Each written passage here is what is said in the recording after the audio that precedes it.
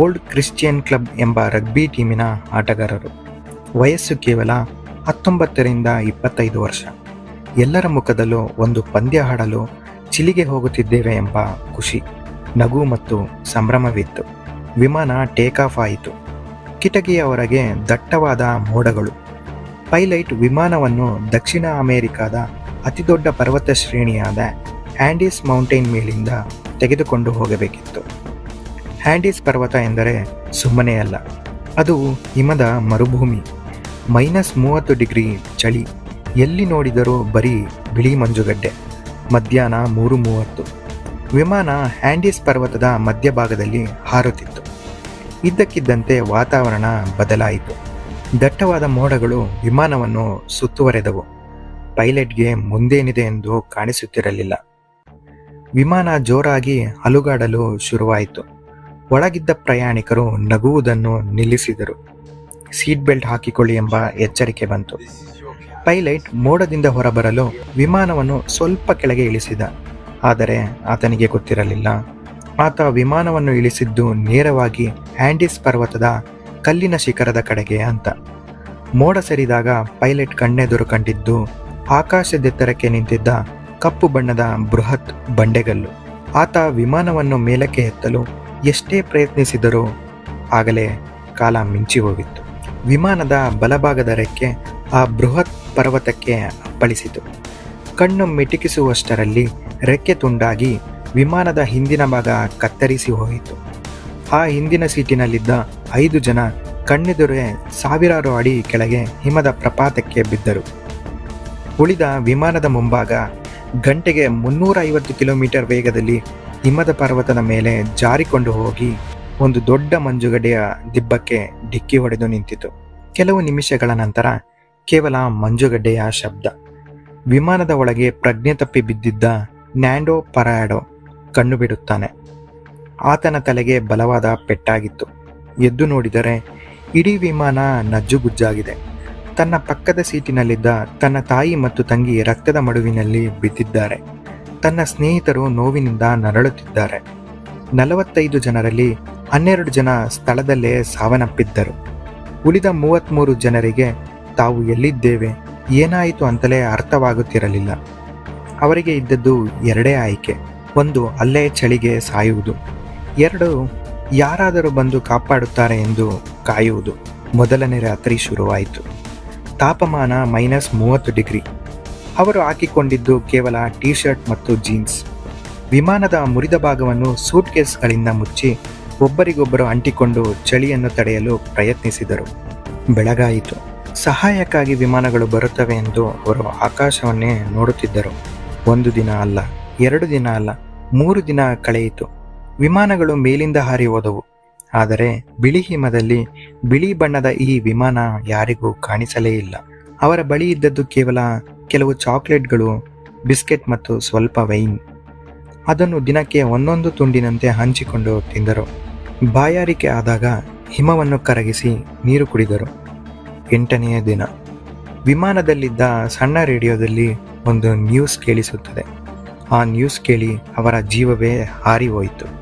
News ಹೀಗಿತ್ತು: Andes ಪರ್ವತದಲ್ಲಿ ನಾಪತ್ತೆಯಾಗಿದ್ದ ವಿಮಾನಕ್ಕಾಗಿ ಹುಡುಕಾಟವನ್ನು ನಿಲ್ಲಿಸಲಾಗಿದೆ. ಅವರೆಲ್ಲರೂ ಸಾವನ್ನಪ್ಪಿದ್ದಾರೆ ಎಂದು ಘೋಷಿಸಲಾಗಿದೆ ಎಂದು. ಈ ಮಾತು ಕೇಳಿ ಅವರಿಗೆ ಬದುಕುವ ಕೊನೆಯ ಆಸೆಯು ನುಚ್ಚುನೂರಾಯಿತು. ಪ್ರಪಂಚ ಅವರನ್ನು ಮರೆತು ಬಿಟ್ಟಿತ್ತು. ಈಗ ಅವರನ್ನು ಕಾಪಾಡಲು ಯಾರೂ ಬರುವುದಿಲ್ಲ. ಅವರ ಬಳಿ ಇದ್ದ ಊಟವೂ ಖಾಲಿಯಾಗಿತ್ತು.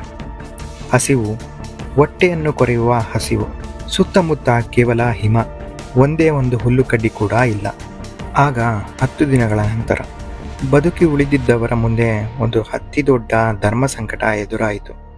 ಒಂದು ಕಡೆ ಸಾವು ಕರೆಯುತ್ತಿತ್ತು, ಇನ್ನೊಂದು ಕಡೆ ಬದುಕಲೇಬೇಕು ಎಂಬ ಹಠ. ಹಸಿವಿನಿಂದ ಸಾಯದಿರಲು ಅವರು ಆ ಒಂದು ನಿರ್ಧಾರವನ್ನು ತೆಗೆದುಕೊಳ್ಳಲೇಬೇಕಾಯಿತು. ನಿರ್ಧಾರ ಏನೆಂದರೆ, ತಮ್ಮ ಕಣ್ಣೆದುರೇ ಸತ್ತು ಬಿದ್ದಿರುವ, ಹಿಮದಲ್ಲಿ ಹೆಪ್ಪುಗಟ್ಟಿರುವ ತಮ್ಮದೇ ಸ್ನೇಹಿತರ ಮಾಂಸವನ್ನು ತಿನ್ನುವುದು. ಹೌದು ಸ್ನೇಹಿತರೆ, ಕೇಳಲು ಭಯಾನಕ ಅನಿಸಿದರೂ ಇದು ಸತ್ಯ. ಮನುಷ್ಯನಿಗೆ ಬದುಕುವ ಆಸೆ ಎಷ್ಟಿರುತ್ತದೆ ಎಂದರೆ ಅವನು ಯಾವ ಮಟ್ಟಕ್ಕೆ ಬೇಕಾದರೂ ಹೋಗಬಲ್ಲ. ಅಳುತ್ತಾ ದೇವರ ಕ್ಷಮೆ ಕೇಳುತ್ತಾ ತಮ್ಮ ಸ್ನೇಹಿತರ ದೇಹದಿಂದಲೇ ಆಹಾರವನ್ನು ಪಡೆದುಕೊಂಡು ಪ್ರಾಣ ಉಳಿಸಿಕೊಳ್ಳಲು ಶುರು ಮಾಡಿದರು. ಇದು ಅವರ ಜೀವನದ ಅತಿ ಕಷ್ಟದ ನಿರ್ಧಾರವಾಗಿತ್ತು. ದಿನಗಳು ಕಳೆಯುತ್ತಿವೆ. 17ನೆಯ ದಿನ, ಅಕ್ಟೋಬರ್ 29. ರಾತ್ರಿ ಎಲ್ಲರೂ ವಿಮಾನದೊಳಗೆ ಮಲಗಿದ್ದರು. ಇದ್ದಕ್ಕಿದ್ದಂತೆ ದೊಡ್ಡ ಶಬ್ದ. ಪ್ರಕೃತಿ ತನ್ನ ಕ್ರೌರ್ಯವನ್ನು ಮತ್ತೊಮ್ಮೆ ತೋರಿಸಿತ್ತು. ಪರ್ವತದ ಮೇಲಿಂದ ಬೃಹತ್ ಹಿಮಪಾತ ಬಂದು ಇಡೀ ವಿಮಾನವನ್ನು ಮುಚ್ಚಿ ಹಾಕಿತು. ಮಂಜುಗಡ್ಡೆಯ ಒಳಗೆ ಉಸಿರು ಕಟ್ಟಿ ಮತ್ತೆ 8 ಜನ ಸಾವನ್ನಪ್ಪಿದರು. ಉಳಿದವರು 3 ದಿನಗಳ ಕಾಲ ಆ ಹಿಮದ ಅಡಿಯಲ್ಲೇ ಜೀವಂತ ಸಮಾಧಿಯೊಳಗೆ ಉಸಿರಾಡಲು ಕಷ್ಟಪಡುತ್ತಾ ಬದುಕಿದ್ದರು. ಕಡೆಗೂ ಕಷ್ಟಪಟ್ಟು ಹಿಮವನ್ನು ಅಗೆದು ಹೊರಬಂದರು. ಈಗ 60 ದಿನಗಳು ಕಳೆದಿವೆ. 45 ಜನರಲ್ಲಿ ಕೇವಲ 16 ಜನ ಮಾತ್ರ ಬದುಕಿದ್ದಾರೆ. ನ್ಯಾಂಡೋ ಪರಾಡೋ ಮತ್ತು ರಾಬರ್ಟೋ ಕೆನೆಸಾ ಎಂಬ ಇಬ್ಬರು ಯುವಕರು ಒಂದು ನಿರ್ಧಾರ ಮಾಡುತ್ತಾರೆ. ಇಲ್ಲೇ ಕುಳಿತು ಸಾಯುವುದಕ್ಕಿಂತ ನಾವೇ ನಡೆದುಕೊಂಡು ಹೋಗಿ ಸಹಾಯ ತರೋಣ. ಕೇವಲ ಮೃತದೇಹಗಳ ಬಟ್ಟೆಗಳನ್ನು ಸುತ್ತಿಕೊಂಡು 3 ದಿನದ ಊಟವನ್ನು ಕಟ್ಟಿಕೊಂಡು ಆ 15,000 ಅಡಿ ಎತ್ತರದ ಪರ್ವತವನ್ನು ಹತ್ತಲು ಶುರು ಮಾಡಿದರು. ಪ್ರತಿ ಹೆಜ್ಜೆಗೂ ಸಾವು ಎದುರಾಗುತ್ತಿತ್ತು. 10 ದಿನಗಳ ಕಾಲ ಮಂಜುಗಡ್ಡೆ ಕಡಿದಾದ ಬಂಡೆಗಳನ್ನು ದಾಟಿ ಅವರು ಈ ಪರ್ವತದ ತುದಿಯನ್ನು ತಲುಪಿದರು. ಆ ತುದಿಯಲ್ಲಿ ನಿಂತು ನೋಡಿದಾಗ ಅವರಿಗೆ ಕಂಡದ್ದು ಕೇವಲ ಅಸಂಖ್ಯಾತ ಪರ್ವತಗಳು. ಕಣ್ಣಿಗೆ ಕಾಣುವಷ್ಟು ದೂರದಲ್ಲಿ ಯಾವುದೇ ಊರು ಇರಲಿಲ್ಲ. ಆದರೆ ಅವರು ಸೋಲೊಪ್ಪಿಕೊಳ್ಳಲಿಲ್ಲ. ಹಿಂಜರಿಯದೆ ಪಶ್ಚಿಮದ ಕಡೆಗೆ ಹೆಜ್ಜೆ ಹಾಕಿದರು. ಬರುತ್ತಾ ಹಿಮ ಕರಗುತ್ತಿತ್ತು. ಹಸಿರು ಹುಲ್ಲು ಕಾಣಿಸತೊಡಗಿತು. ಒಂದು ನದಿ ಎದುರಾಯಿತು. ಡಿಸೆಂಬರ್ 20ರಂದು, ಅಂದರೆ ಅಪಘಾತವಾದ 69 ದಿನಗಳ ನಂತರ ಆ ನದಿಯ ಆಚೆ ದಡದಲ್ಲಿ ಒಬ್ಬ ಕುದುರೆ ಸವಾರ ಕಾಣಿಸುತ್ತಾನೆ. ನ್ಯಾಂಡೋ ಪರಾಡೋ ತಮ್ಮ ಬಳಿ ಇದ್ದ ಒಂದು ಪೇಪರ್ನಲ್ಲಿ ವಿಮಾನ ಅಪಘಾತದಲ್ಲಿ ಬದುಕಿಳಿದವರು ನಾವು, ಪರ್ವತದ ಮೇಲೆ ಇನ್ನೂ 14 ಜನ ಇದ್ದಾರೆ ಎಂದು ಬರೆದು ಒಂದು ಕಲ್ಲಿಗೆ ಕಟ್ಟಿ ನದಿಯ ಆಚೆಗೆ ಎಸೆಯುತ್ತಾನೆ. ಈ ಪತ್ರ ಓದಿದ ಕುದುರೆ ಸವಾರ ತಕ್ಷಣ ಹೋಗಿ ಪೊಲೀಸರಿಗೆ ಸುದ್ದಿ ಮುಟ್ಟಿಸುತ್ತಾನೆ. ಮರುದಿನ ಡಿಸೆಂಬರ್ 22ರಂದು 2 ಹೆಲಿಕಾಪ್ಟರ್ಗಳು ಆಂಡೀಸ್ ಪರ್ವತದತ್ತ ಹಾರುತ್ತವೆ. ಪರ್ವತದ ಮೇಲಿದ್ದ ಉಳಿದ 14 ಜನ ಆ ಹೆಲಿಕಾಪ್ಟರ್ ಸದ್ದನ್ನು ಕೇಳಿ ಎದ್ದು ನಿಂತು ಕೈ ಬೀಸುತ್ತಾರೆ. 72 ದಿನಗಳು ಯಾವುದೇ ಆಹಾರವಿಲ್ಲದೆ -30 ಡಿಗ್ರಿ ಚಳಿಯಲ್ಲಿ ಪ್ರಪಂಚವೇ ಸತ್ತಿದ್ದಾರೆ ಎಂದು ಘೋಷಿಸಿದ ನಂತರವೂ ಆ ಯುವಕರು ಬದುಕಿ ಬಂದಿದ್ದರು. ಇತಿಹಾಸದಲ್ಲಿ ಇದನ್ನು ಮಿರಾಕಲ್ ಆಫ್ ದಿ ಆಂಡೀಸ್ ಎಂದು ಕರೆಯಲಾಗುತ್ತದೆ. ಸ್ನೇಹಿತರೆ, ಕತೆ ಇಲ್ಲಿಗೆ ಮುಗಿಯಿತು. ಆದರೆ ಈ ಕತೆ ನಮಗೆ ಕೊಡುವ ಪಾಠ ಬಹಳ ದೊಡ್ಡದು.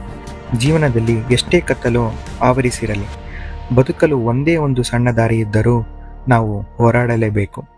ಈ ಯುವಕರು ಅಂದು ಆ ಕಠಿಣ ನಿರ್ಧಾರವನ್ನು ಮಾಡದೇ ಇದ್ದಿದ್ದರೆ ಇಂದು ಈ ಕತೆ ಹೇಳಲು ಯಾರೂ ಇರುತ್ತಿರಲಿಲ್ಲ. ಇದೇ ನಿಜವಾದ ರಿಯಲ್ ಲೈಫ್ ಚಾಯ್ಸ್. ಧನ್ಯವಾದಗಳು.